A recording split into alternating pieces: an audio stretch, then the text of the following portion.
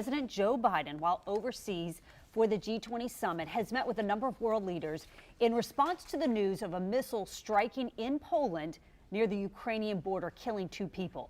And at this hour, it is still not clear who fired that missile. But according to Poland, it was a Russian-made missile. And the missile strike, it happened after an intensive wave of Russian airstrikes on cities all across Ukraine.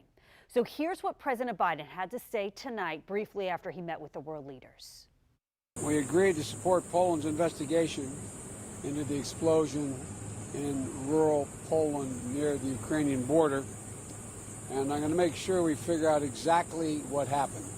Our sympathy goes out to apparently 2 people were killed. And then we're going to collectively determine our next step. And On Your Side's Tristan Hardy continues that part of the conversation now, talking with local experts about what could happen next. The Polish government says a Russian-made missile killed 2 of its citizens. Poland's president says they don't know who fired the rocket, but there's an investigation.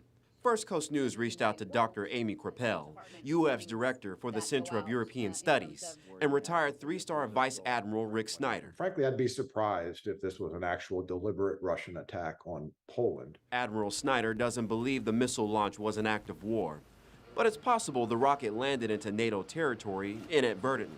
I think a more likely scenario is that perhaps one of these missiles was damaged as it was coming in and then took it off course and malfunctioned in that manner. Even if it was an accident, Dr. Krapel says it could still escalate tension. It absolutely affects us, and it doesn't matter that it's that far away.